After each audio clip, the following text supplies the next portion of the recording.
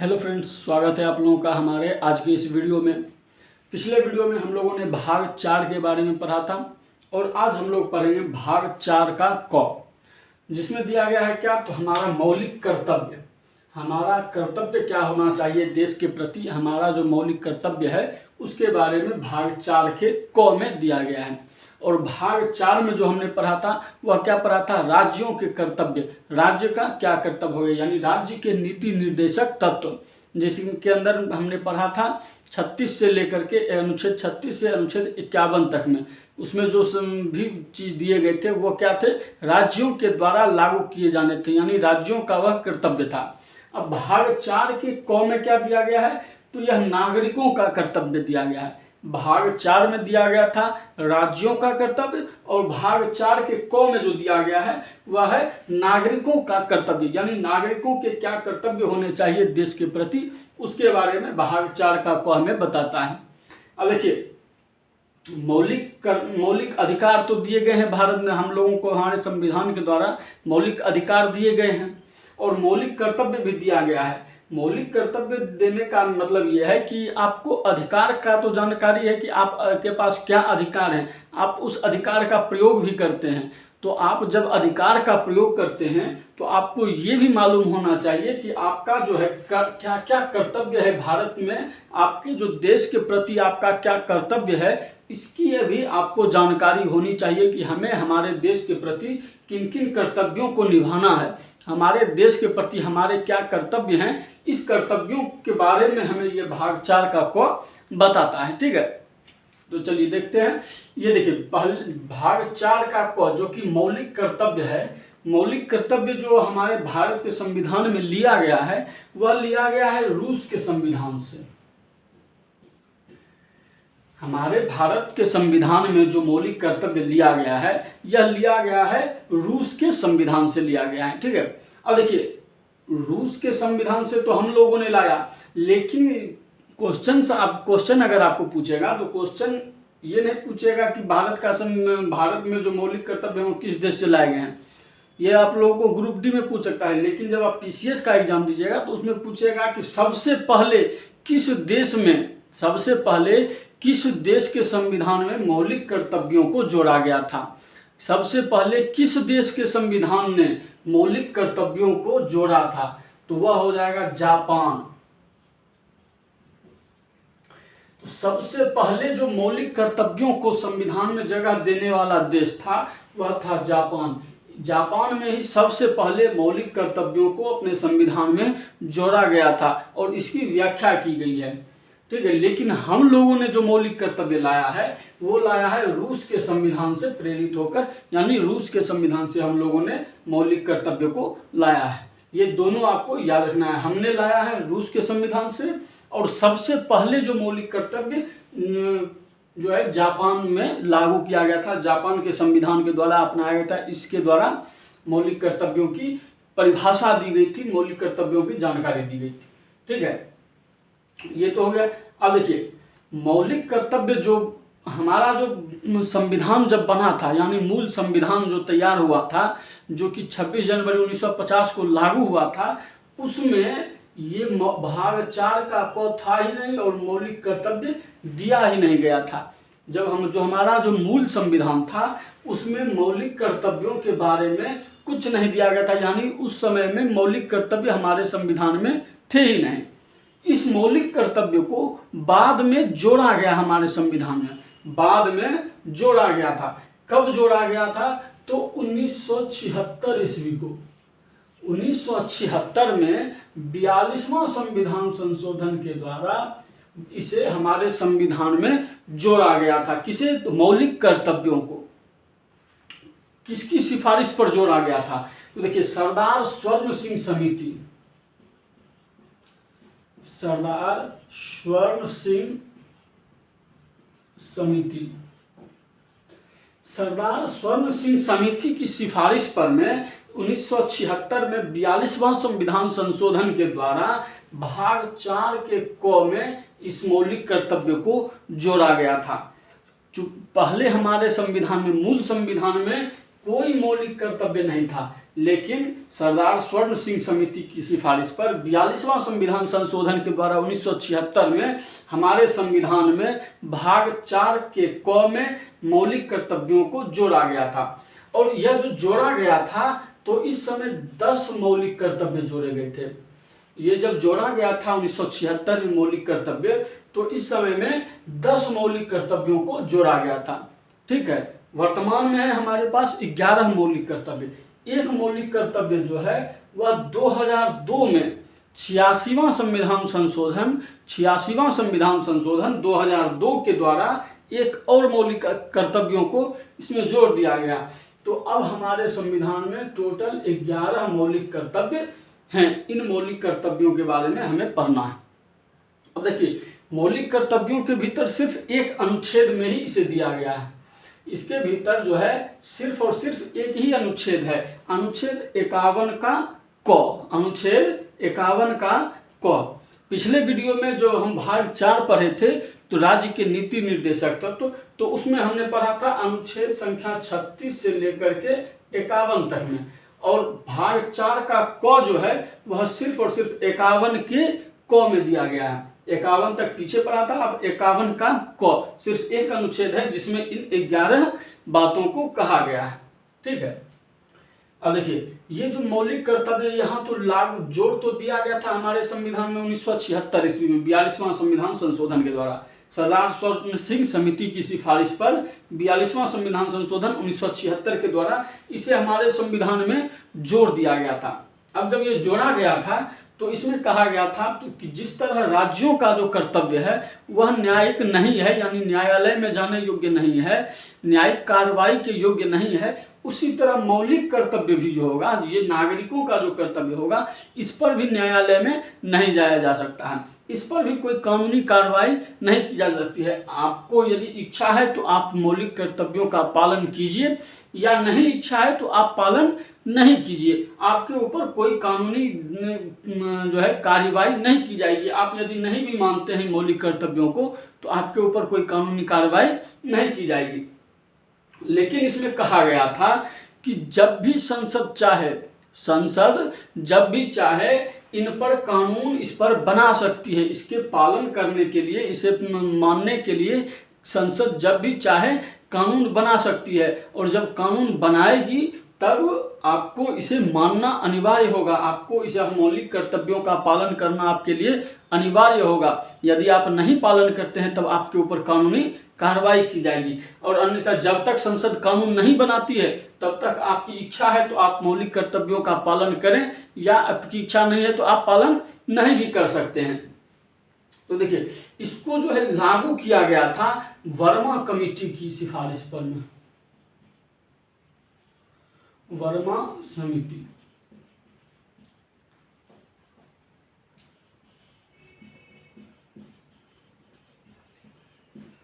देखिए, सरदार स्वर्ण सिंह समिति की सिफारिश पर में इसे भारत के संविधान में जोड़ दिया गया था। लेकिन जब इसे जोड़ा गया था तो लोग इसे मानने के लिए बाध्य नहीं थे। लोगों की इच्छा पर निर्भर था कि आप, यदि आपकी इच्छा है तो आप इसे मानिए, अन्यथा ना मानिए। लेकिन तब उसके बाद जब वर्मा कमेटी ने इसे लागू करने के लिए कुछ मौलिक कर्तव्यों का चुनाव किया और कहा कि इस पर कानून बनना आवश्यक है, इस पर कानून बनाया जाना चाहिए। तो वर्मा समिति के द्वारा इसे लागू करवाया गया था।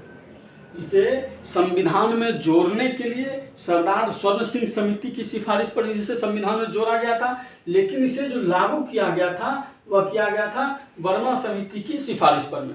ठीक है, तो इसमें 4 ऐसे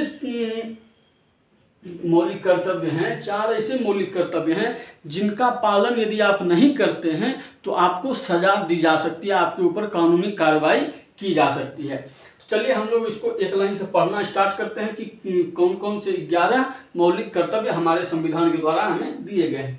ठीक है, चलिए सबसे पहला देखिए क्या है। पहला क्या कहता है कि संविधान का पालन करें, यानी हमारे भारत का जो संविधान है आप उसका पालन करें। उसके आदर्शों, यानी संविधान के जो आदर्श हैं उनकी संस्थाएं, यानी संस्थाओं का, संविधान में जिन संस्थाओं का उल्लेख किया गया है देखिए संविधान में जो संस्था का उल्लेख किया गया है वह है supreme court, high court, district court, क्या कहते हैं विधानसभा, विधानमंडल, संसद भवन, ये सब क्या है, तो ये सब संविधान की संस्थाएं हैं। ये सब क्या है, संविधान की संस्थाएं। संसद भवन हो गया, न्यायालय हो गया या विधानमंडल हो गया, ये सब क्या है, संसद की संस्थाएं हैं। और उसके बाद क्या करता है कि संविधान का पालन करें, उनके आदर्शों का पालन करें, संस्थाओं का, राष्ट्रीय ध्वज का और राष्ट्रगान का आदर करें। संविधान का पालन करना है आपको। उसके बाद इनके संविधान के जो आदर्श हैं उसका आपको आदर करना है। संविधान की जो संस्थाएं हैं जैसे सुप्रीम कोर्ट हो गया, हाई कोर्ट हो गया, संसद भवन हो गया, विधानमंडल हो गया, ये सब की क्या है, तो संसद की संस्थाएं हैं। इन संस्थाओं का आपको आदर करना है। राष्ट्रीय ध्वज का आपको आदर करना है। राष्ट्रीय ध्वज जो हमारा है तिरंगा झंडा, उसका आपको आदर करना है। और क्या, तो राष्ट्रगान जो है हमारा, जो राष्ट्रगान है, राष्ट्रगान जब बज रहा हो तो आपको उसका आदर करना है।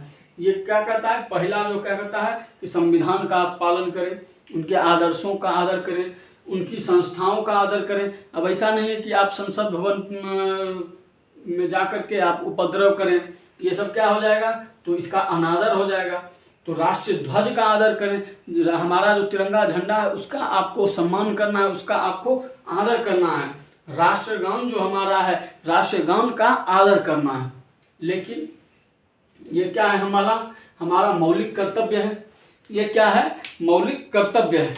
तो हम इसका पालन करें या ना करें, ये हमारी इच्छा। हम इसका पालन करें या ना करें, ये हमारी इच्छा पर निर्भर करता है। तो लेकिन एक ऐसा ही मामला हो गया था केरल में, ऐसा ही एक मामला हुआ था केरल में। तो उस समय कोर्ट ने, न्यायालय ने यह फैसला दिया था कि पहला जो मौलिक कर्तव्य है हमारा, पहला जो मूल कर्तव्य है कि संविधान का पालन करना है, उनके आदर्शों का आदर करना, उनकी संस्थाओं का, जैसे संसद भवन, राष्ट्रपति भवन, ये सब क्या है, इनकी संस्थाएं हैं, इनका आदर करना, राष्ट्रीय ध्वज का आदर करना और राष्ट्रगान का आदर करना, इसे कानूनी बना दिया गया है। यानी आपको यह करना पड़ेगा। यदि आप हमारे राष्ट्रगान का अनादर करते हैं, हमारे राष्ट्र ध्वज का अनादर करते हैं, यानी या हमारी राष्ट्रीय संस्थाओं का, संविधानिक संस्थाओं का अनादर करते हैं या संविधान का पालन नहीं करते हैं, तो आपको सजा दी जा सकती है।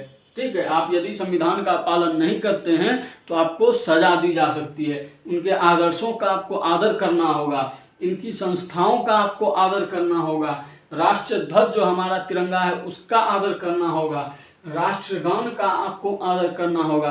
अब देखिए राष्ट्रगान के बारे में कहा गया है कि यदि राष्ट्रगान का आपको आदर करना होगा, लेकिन इसमें कुछ समस्या है कि बहुत सारे ऐसे लोग हैं कि वो बोल नहीं सकते हैं उस तरह से। जो धार्मिक स्वतंत्रता, बहुत सारे लोग, सभी को धार्मिक स्वतंत्रता दी गई है। अब जो क्रिश्चियंस हैं वो लोग कहते हैं कि हमको हिंदी बोलने में असुविधा होती है, हम हिंदी सही से नहीं बोल पाते हैं। तो सब उसमें कहा गया है कि राष्ट्रगान के बारे में कि आप को नहीं बोलने आता है, आप नहीं बोलना चाहते हैं तो आप नहीं बोलिए, लेकिन जब भी हमारा राष्ट्रगान बज रहा हो तो आप एकदम सावधान की मुद्रा में उस समय खड़े रहेंगे। उस समय किसी भी प्रकार का कोई भी हरकत नहीं करेंगे जब तक राष्ट्रगान चल रहा हो। यानी राष्ट्रगान जब तक चल रहा हो तब तक आपको एकदम सावधान मुद्रा में खड़ा रहना होगा। क्या कहा जाएगा, वह हमारे लिए संविधान, राष्ट्रगान का आदर होगा। उसे वो भी क्या होगा, राष्ट्रगान का आदर होगा। यदि आप नहीं गाना चाहते हैं तो केवल उस समय सावधान की मुद्रा में खड़े रहें। इतना भी आप करते हैं तो हमारे राष्ट्रगान का आदर होता है। आपको राष्ट्रगान का आदर करना है, अनादर नहीं करना है। उस समय आपको किसी भी प्रकार की हरकत नहीं करनी है। यदि आप पकड़े जाते हैं तो आपके ऊपर कानूनी कार्रवाई की जा सकती है।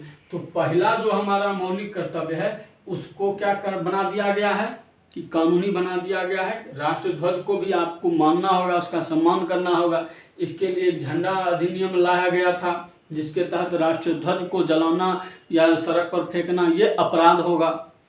तो पहला जो हमारा मौलिक कर्तव्य है उसको क्या बना दिया गया है, कानूनी बना दिया गया है। अब आपको इसका पालन करना होगा। ठीक है। उसके बाद दूसरा क्या कहता है, दूसरा जो मौलिक कर्तव्य हुआ है, स्वतंत्रता के लिए हमारे राष्ट्रीय आंदोलन को प्रेरित करने वाले उच्च आदर्शों को हृदय में संजोए रखें। यानी स्वतंत्रता प्राप्ति के समय जब हमारा स्वतंत्रता संग्राम चल रहा था, उस समय में जो भी आंदोलन, राष्ट्रीय आंदोलन चल रहे थे, आंदोलन को प्रेरित करने वाले जो उच्च आदर्श थे, जैसे कि सुभाष चंद्र बोस, उन्होंने क्या कहा था, तुम मुझे खून दो मैं तुम्हें आज़ादी दूंगा, गांधी जी करो या मरो, ये सब जो नारा दिया था, उच्च आदर्श थे इनके। उन आदर्शों को आपको हृदय में संजो के रखना है, उसे भूलना नहीं है। यानी कि यदि आपको इस समय में कोई नेता या कोई भी आदमी यदि आपके ऊपर आपका शोषण करता है, तो आप इन सभी बातों को संजो के हृदय में रखेंगे, तब आप जो है सो वो उसका विरोध कर पाएंगे। आप जब तक इन आदर्शों को अपने हृदय में संजो के नहीं रखेंगे, तब तक आपके अंदर विरोध करने की क्षमता उतनी प्रबल नहीं रहेगी। इसलिए कहा गया है कि स्वतंत्रता के लिए जो हमारे आंदोलन को प्रेरित करने वाले उच्च आदर्श थे, उन आदर्शों को आपको हृदय में संजो के रखना है, ताकि वह आपके उपयोग में कभी न कभी आ सके। ठीक है। उसके बाद है तीसरा आप देखिए, दूसरा है हमारे राष्ट्रीय आंदोलन को प्रेरित करने वाले उच्च आदर्शों को हमें हृदय में संजो के रखना है। ये हमारा क्या है, मौलिक कर्तव्य। हम इसे माने या ना माने, ये हमारी इच्छा पर निर्भर करता है। हमारी इच्छा होगी तो हम उसे हृदय में संजो के रखेंगे, नहीं इच्छा होगी नहीं रखेंगे। इसके लिए हमें कोई कानूनी कार्रवाई, इसके लिए विरुद्ध में हमें कोई कानूनी कार्रवाई नहीं की जा सकती हमारे ऊपर। ठीक है। उसके बाद तीसरा क्या है, भारत की संप्रभुता, एकता और अखंडता की रक्षा करें। भारत की संप्रभुता यानी भारत हमारा सर्वोच्च है। भारत के ऊपर किसी शक्ति का भारत के ऊपर दूसरी कोई शक्ति नहीं है जिसका कि दबाव हो भारत के ऊपर, यानी भारत की संप्रभुता। उसके बाद इसकी एकता, यानी हम सभी जो हैं यहाँ भारत के जो भी नागरिक हैं वह सब एक हैं, यानी एकता और अखंडता की रक्षा करें। यानी भारत को टूटने से रोकना है। भारत को ये नहीं कि भारत को तोड़ना है, बल्कि भारत को टूटने से बचाना है, भारत को तोड़ना नहीं है। यानी इसकी अखंडता की हमें रक्षा करना है। क्या कौन सा, भारत की संप्रभुता, एकता और अखंडता की रक्षा करना है। ये हमारा मौलिक कर्तव्य है। हम इसे माने या ना माने, ये हमारी इच्छा पर निर्भर करता है। ये हमारी इच्छा पर निर्भर करता है। इसके विरुद्ध हमारे ऊपर कोई कानूनी कार्रवाई नहीं की जा सकती है। ठीक है। उसके बाद आता है चौथा क्या कहता है कि देश की रक्षा करें। देश की रक्षा करने के लिए आप तैयार हैं, देश की हमेशा रक्षा करें। यानी कि मान लीजिए देश की रक्षा करें, कभी युद्ध चल रहा है तो आप बॉर्डर पर जाकर के लड़ सकते हैं या नहीं लड़ सकते हैं। अब देखिए, यह आपकी इच्छा पर निर्भर करता है, लेकिन यहाँ संविधान रोकता है, कहता है कि आपने सभी लोगों को बंदूक चलाने की, सेना की ट्रेनिंग नहीं दी है, इसलिए उन लोगों को वहाँ पर नहीं भेजा जा सकता है। तो यह आपकी इच्छा पर निर्भर करता है, आप देश की रक्षा किस तरह से करना चाहते हैं, देश की रक्षा करते हैं या नहीं करते हैं देश की रक्षा, या फिर किस तरह से करना चाहते हैं। आप डॉक्टर हैं तो भी देश की रक्षा कर रहे हैं, शिक्षक हैं तो भी देश की रक्षा कर रहे हैं, एक सफाई कर्मी हैं तो भी आप देश की रक्षा कर रहे हैं। तो आपको देश की रक्षा करना है, ये आपका क्या है, मौलिक कर्तव्य है। और आह्वान किए जाने पर राष्ट्र की सेवा करें। यदि भारत के सरकार के द्वारा आपको बुलाया जाता है, आपका आह्वान किया जाता है कि भारत की जो जनता है वह देश की सेवा के लिए इकट्ठे हो, तो उस समय आप उसकी राष्ट्र की सेवा के लिए एकजुट हों। लेकिन ये भी क्या है, तो आपका मौलिक कर्तव्य है, आपकी इच्छा है या नहीं इच्छा है, ये आपके ऊपर निर्भर करता है। उसके बाद पांचवा क्या कहता है कि समरसता और समान भ्रातृत्व की भावना का विकास करें। यानी हम सभी एक हैं, हम सभी आपस में, भारत के जो भी नागरिक हैं वह सब क्या हैं, समान हैं, सब आपस में भाई भाई हैं, इस तरह की भावना रखनी है। धर्म की, भाषा के आधार पर या प्रदेश के आधार पर भेदभाव को नहीं रखना है हम लोगों को। यानी कि आप हिंदू है, मुस्लिम है, जैन है, सिख है, बौद्ध है, इस आधार पर हमें धर्म के आधार पर भेदभाव नहीं करना है। भाषा के आधार पर हम लोगों को भेदभाव नहीं करना है। प्रदेश यानी आप यूपी का है, बिहार का है, बंगाल का है या महाराष्ट्र का है, इस आधार पर हमें भेदभाव को समाप्त करना है। ये क्या है, हमारा मौलिक कर्तव्य है। उसके बाद क्या कहता है छठा, कि हमारी संस्कृति की गौरवशाली परंपरा के महत्व को समझे। हमारी संस्कृति की गौरवशाली परंपरा के महत्व को समझे। हमारी जो संस्कृति है वो बहुत ही उच्च है। हमारी संस्कृति जो है सर्वश्रेष्ठ है। भारत की जो संस्कृति है वह पूरी दुनिया में सबसे श्रेष्ठ संस्कृति है। तो कहा गया है कि आप अपनी संस्कृति की, हमारे भारत की जो संस्कृति है उसकी रक्षा करें, उसकी परंपरा के महत्व को समझें और उसका परिरक्षण करें, यानी उसको संजो के रखें। हमारी संस्कृति को नष्ट होने से बचाए रखें। ये क्या होगा, हमारा मौलिक कर्तव्य है। उसके बाद सातवां क्या कहता है कि पर्यावरण की रक्षा करें, वन की रक्षा करें, झीलों की रक्षा करें, नदी की रक्षा करें, वन्य जीवों की रक्षा करें। ये सब क्या है, हमारा मौलिक कर्तव्य है। ये क्या है, पर्यावरण की रक्षा, वन की रक्षा, झील, नदी, वन्य जीवों की रक्षा, ये सब क्या है, तो हमारे लिए ये हमारा मौलिक कर्तव्य है कि हमें इन सभी की रक्षा करनी है। और प्राणी मात्र के प्रति दया का भाव रखें, हर एक प्राणी के प्रति एक दया का भाव रखें। लेकिन यहाँ क्या है, ये तो हमारा मौलिक कर्तव्य है, हम इसे माने या ना माने, हम पर्यावरण की सुरक्षा करें चाहे ना करें, वन्य जीवों की यानी जंगली जानवरों को, जैसे शेर हो गया, चीता हो गया, हिरन हो गया, इस सब की हम हत्या कर रहा है कि नहीं करें, इस सब की रक्षा करने के लिए। लेकिन हमारा मौलिक कर्तव्य, हम नहीं रक्षा करेंगे या हम उनका हत्या करेंगे।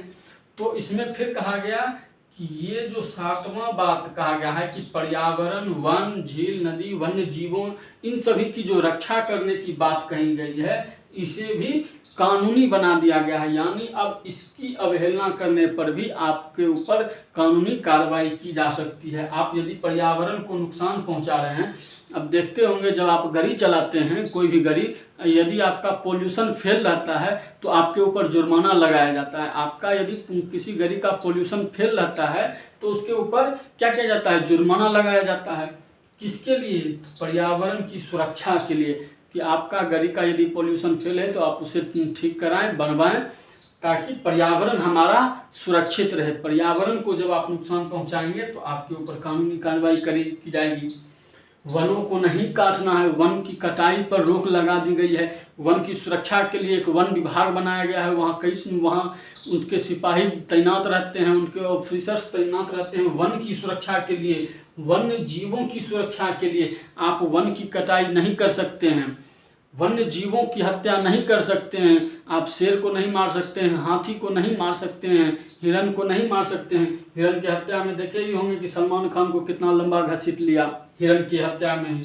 तो वन्य जीवों की भी आपको रक्षा करनी। यदि आप नहीं करते हैं, आप उनकी हत्या करते हैं, तो आपके ऊपर कानूनी कार्रवाई की जाएगी। उसके बाद है आठवां कि वैज्ञानिक दृष्टिकोण को अपनाइए, ज्ञानार्जन कीजिए और सुधार की भावना का विकास कीजिए। वैज्ञानिक दृष्टिकोण को अपनाइए कि हर चीज़ में एक नए चीज़ की विकास कीजिए, ज्ञानार्जन कीजिए यानी ज्ञान को प्राप्त कीजिए।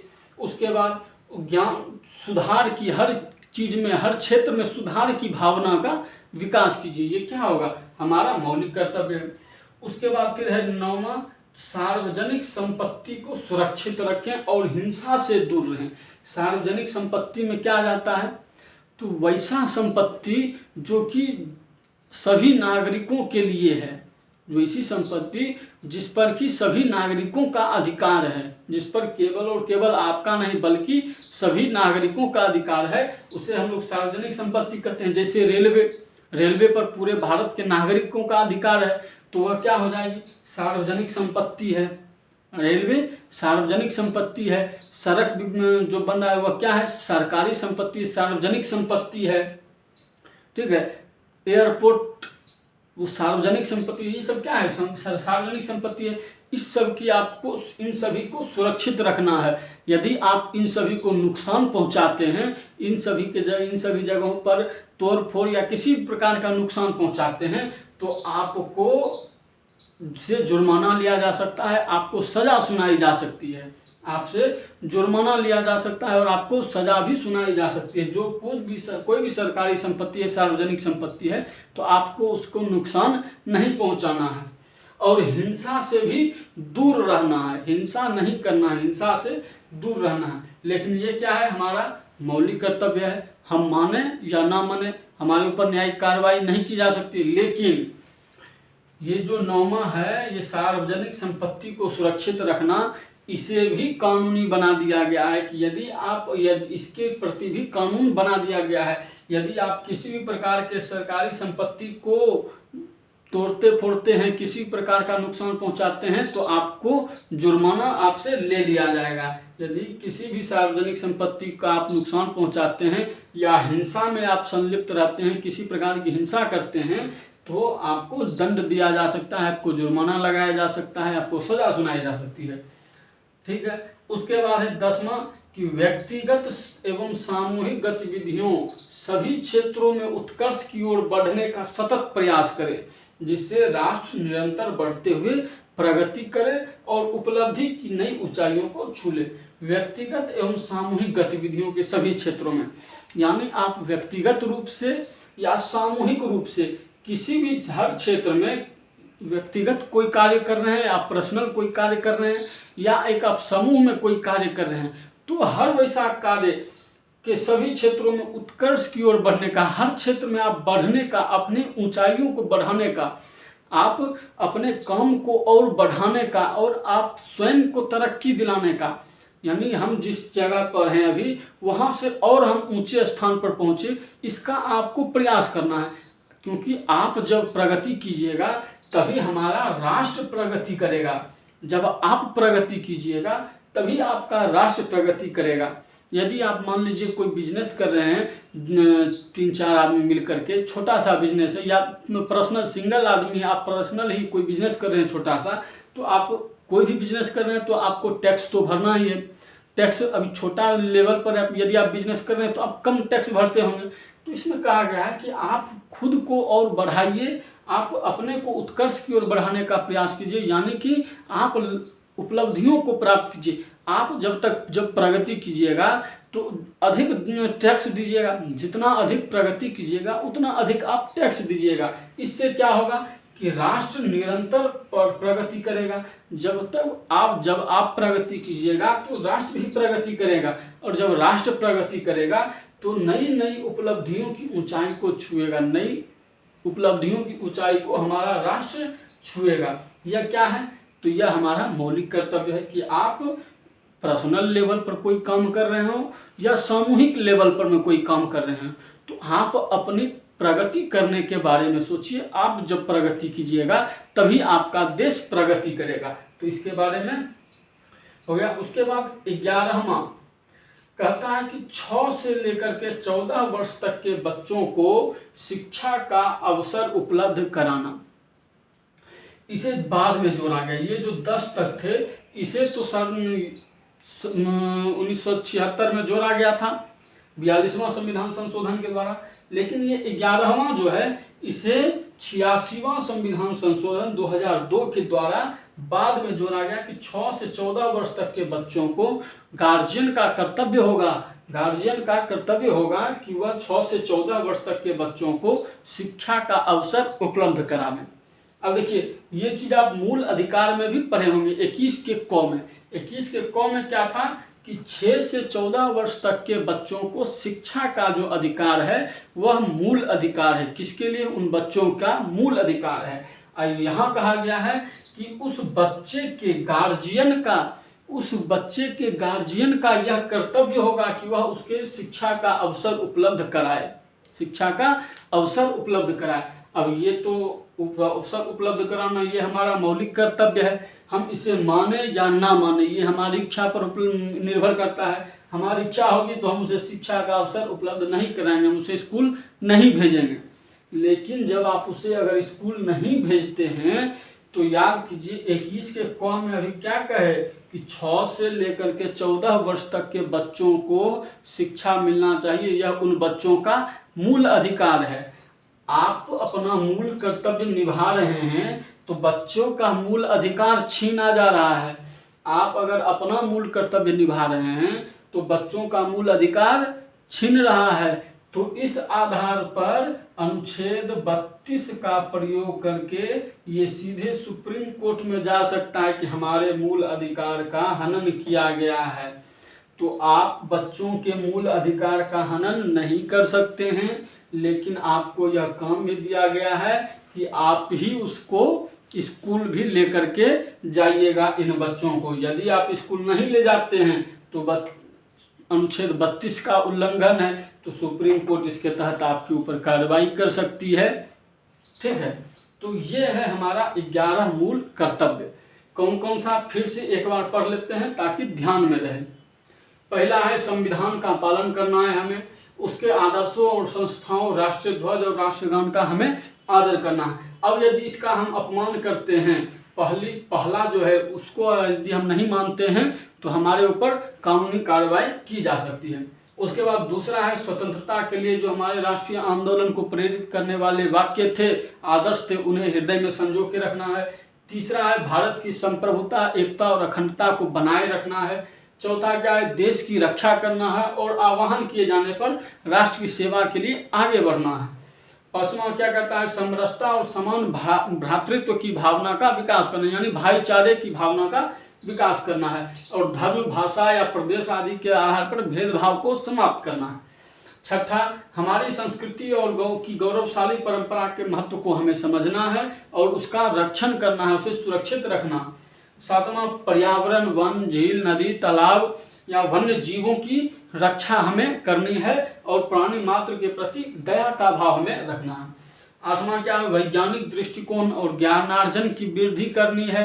वैज्ञानिक दृष्टिकोण को अपनाना है, ज्ञानार्जन की वृद्धि करनी है, सुधार की भावना का प्रयास करते रहना है।